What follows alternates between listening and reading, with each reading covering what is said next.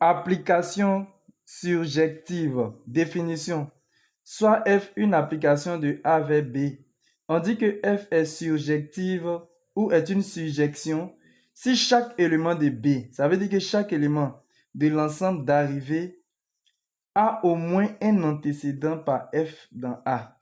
Ça veut dire quoi? Tous les éléments, quand on prend cet exemple-là par exemple, l'application de F qui va de A vers B. Quand vous prenez chaque élément de B, ça c'est l'ensemble d'arrivée. Chaque élément a au moins un antécédent. Vous voyez, lui là, il a un antécédent, l'autre a un antécédent, celui-là a un antécédent, celui-là a un antécédent, au moins un. C'est-à-dire que tu peux avoir un antécédent ou bien deux antécédents.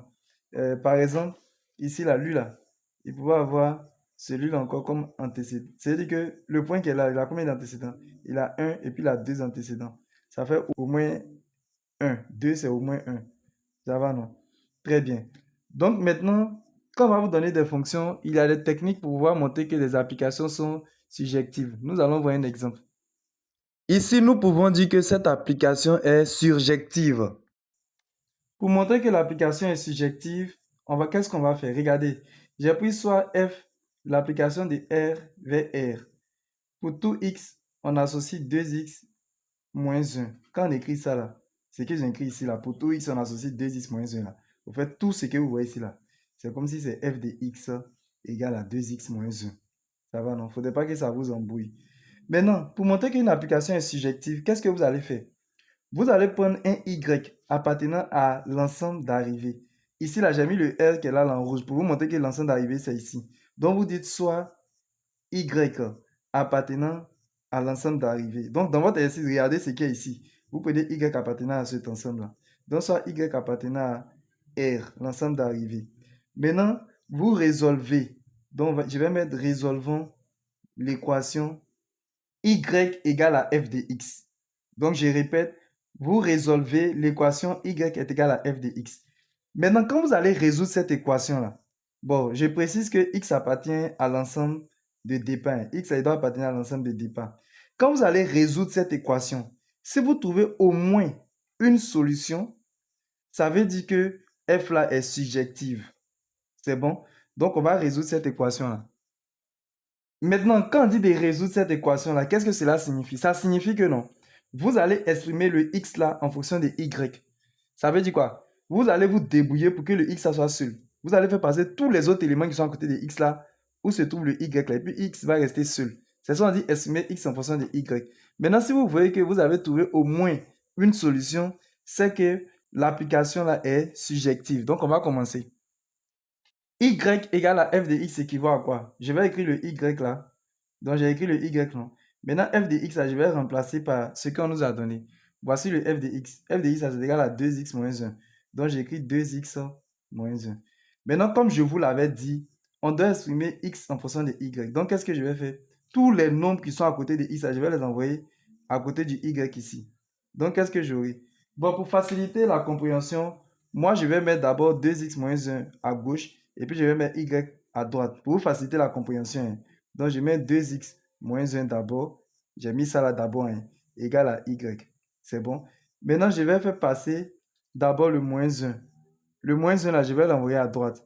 Quand le moins 1 va à droite là, on prend son opposé. L'opposé de moins 1, c'est plus 1. Ou bien si vous voulez, quand le moins 1 passe là, il vient à droite ici, il change de signe. Maintenant, quand le moins 1 va partir, il va rester quoi? Il va rester 2x. Donc, vous écrivez 2x égale. Maintenant, quand vous mettez 2x égale là, y elle est dans son coin. Y est dans son coin. Donc, j'écris y d'abord. Maintenant, c'est après, maintenant, le moins 1 là passe pour venir à droite là. Lui va donner plus 1. C'est comme ça qu'on fait passer le nombre qui est ici. Maintenant, ce n'est pas encore fini. Moi, je veux que mon x là soit seul. Pour que mon x soit seul, je dois enlever le 2 qui est à côté de lui. Mais cette fois-ci, le 2 là, lui multiplie le x. Comment je fais passer le 2 de l'autre côté? C'est que je vais vous dire, le 2 là passe en bas ici. Le 2 là, quand il quitte à gauche là, lui il passe en bas. Ou bien si vous voulez, on divise tout le monde par 2. On divise ici par 2 et puis on divise ici par 2.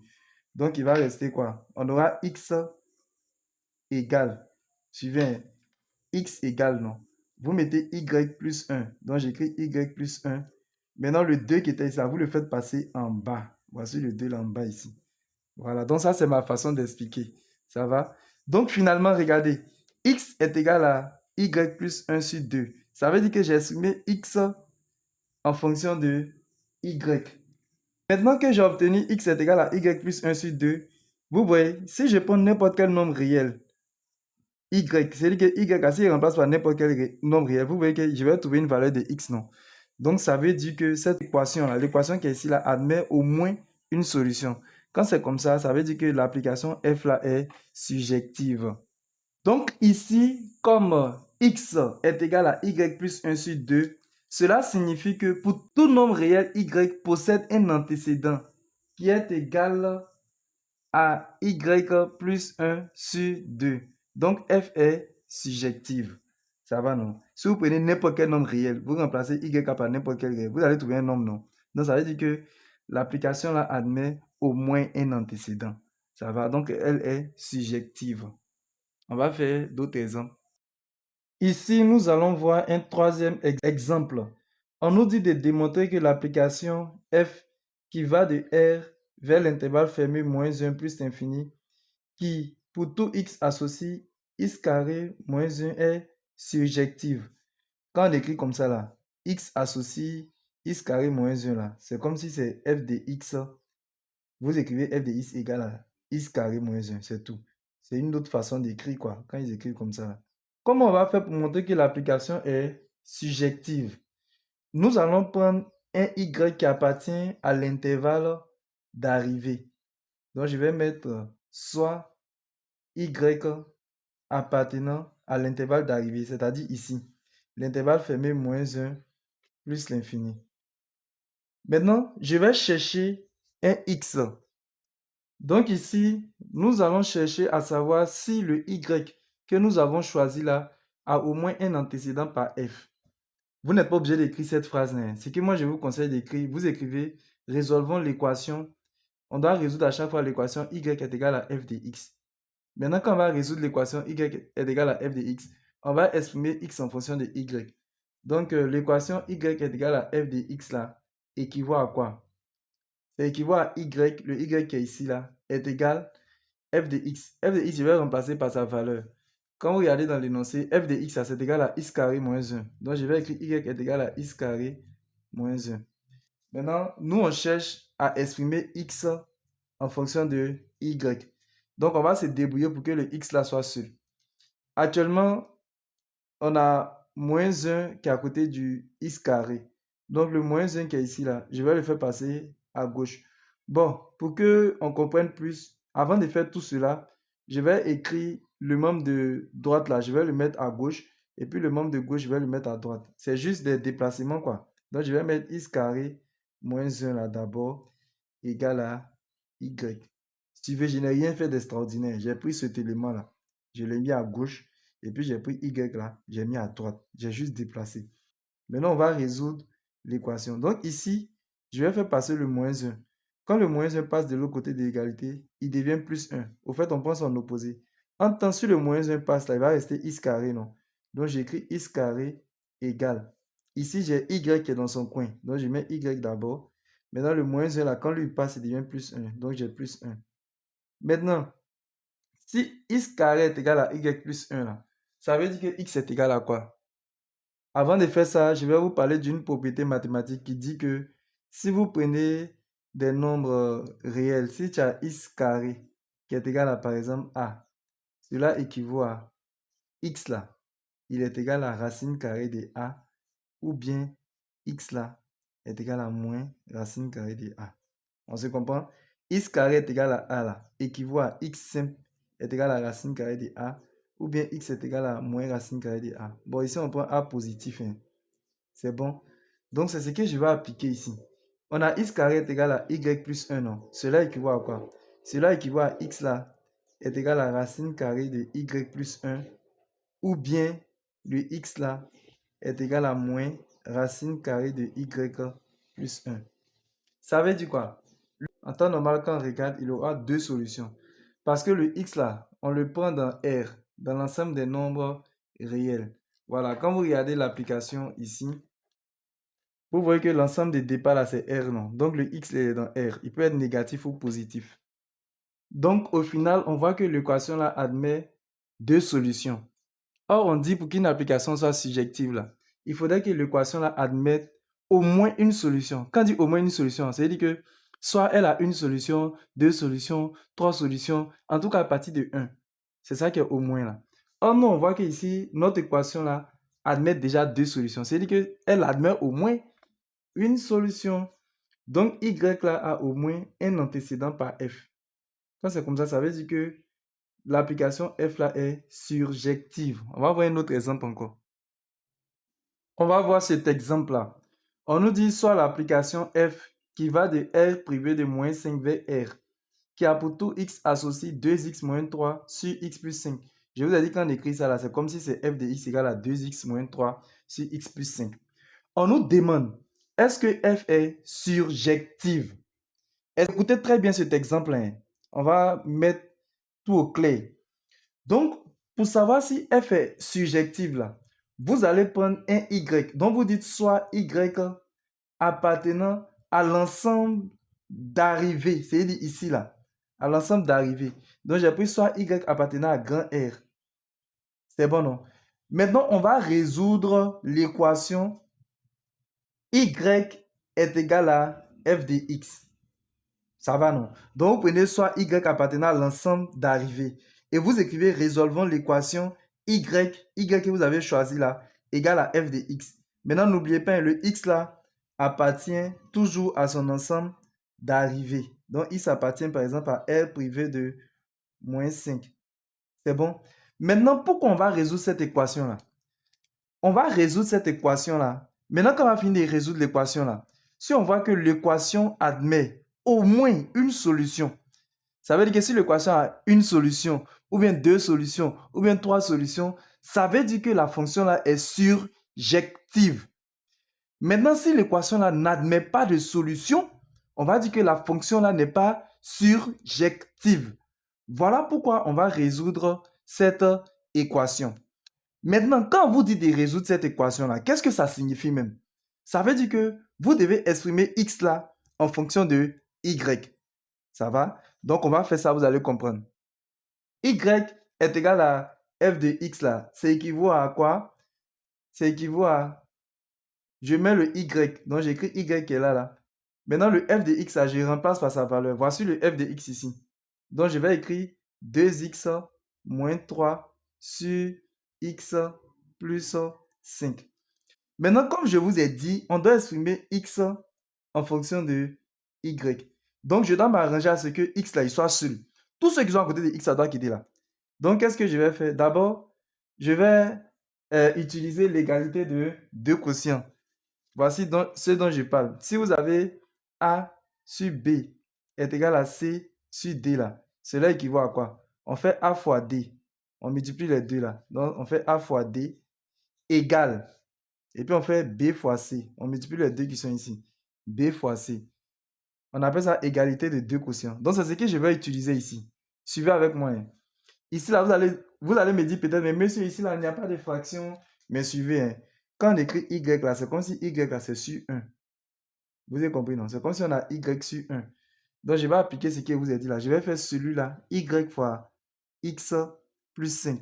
Je multiplie les deux là. Ça va, non?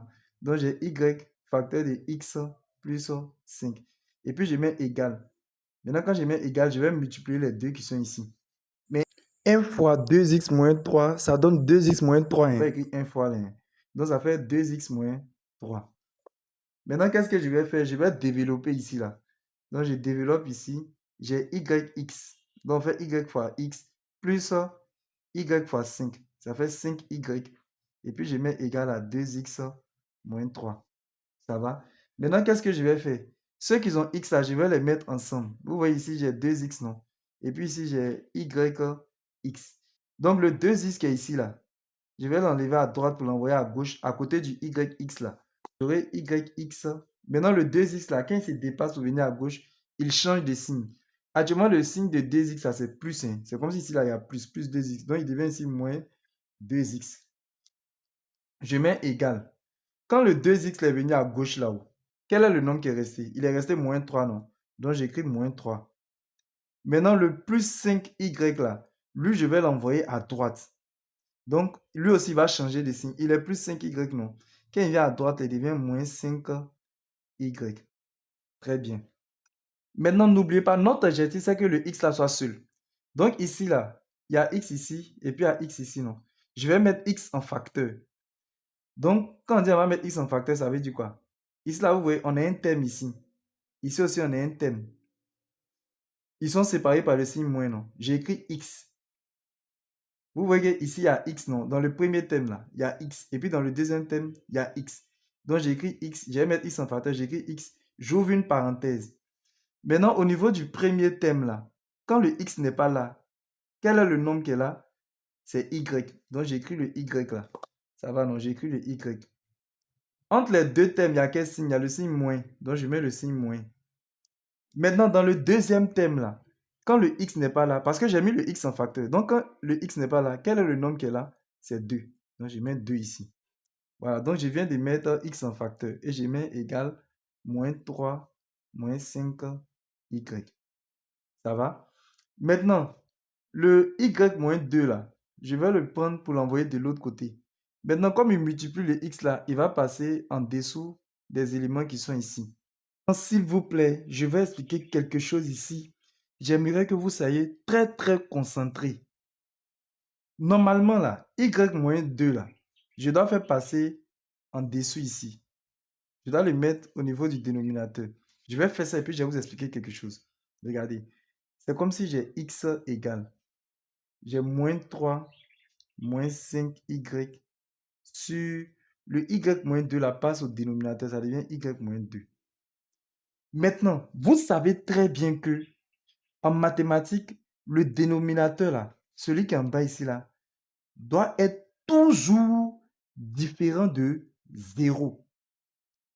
Maintenant, ici là, moi j'ai dit que, quand on a commencé l'exercice, j'ai dit que le y là, je le prends appartenant à R. C'est-à-dire, je peux prendre n'importe quel nombre réel. Or, ici là, si je prends y égale à 2, suivez avec moi. Si je prends y égale à 2, il y aura un problème. Je vais faire pour vous faire comprendre. Si par exemple y égale à 2 là, qu'est-ce qu'on aura pour y égale à 2? Qu'est-ce qui va se passer? C'est comme si le x là va être égal à quoi? Ça va être égal à moins 3, moins 5 fois 2, parce que j'ai remplacé le y là par 2. Vous avez compris, non? Fois 2, c'est pour ça que j'ai mis fois 2 ici. Sur quoi? Sur 2, 2, parce que je remplace le y par 2, moins 2. Qu'est-ce que ça veut dire?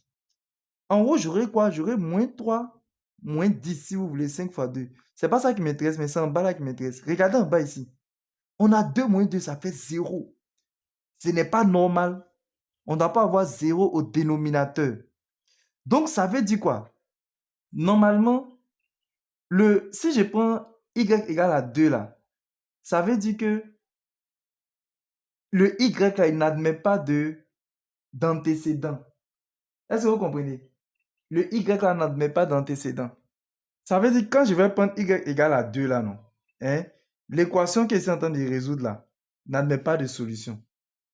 N'admet aucune solution. Or, pour être une fonction surjective là, il faudrait que chaque élément que je prends dans R, ou bien chaque élément que vous prenez dans l'ensemble d'arrivée là, doit avoir au moins, c'est-à-dire que s'il n'a rien eu là, il doit avoir au moins un antécédent dans l'ensemble des départs.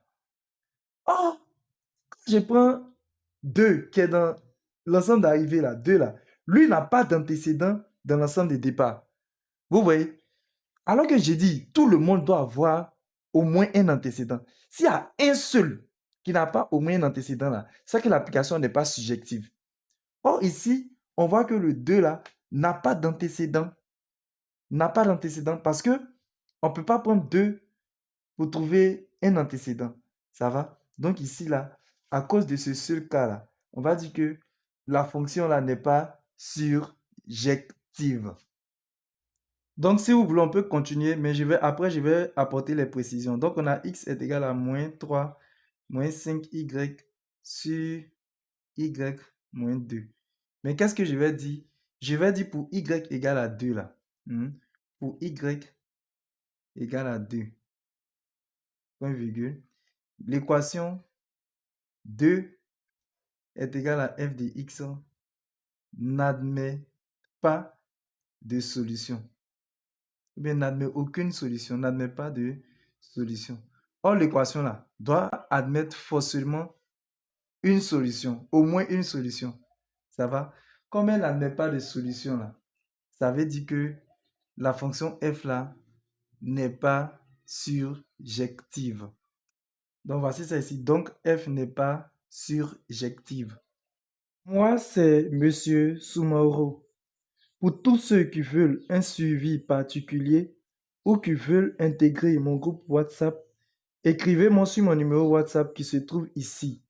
S'il vous plaît, lorsque vous allez m'écrire sur WhatsApp, vous me donnez votre nom, votre classe et vous me dites pourquoi vous m'avez écrit. Cela va me faciliter la tâche. Pour toutes vos questions, veuillez les poser dans les commentaires.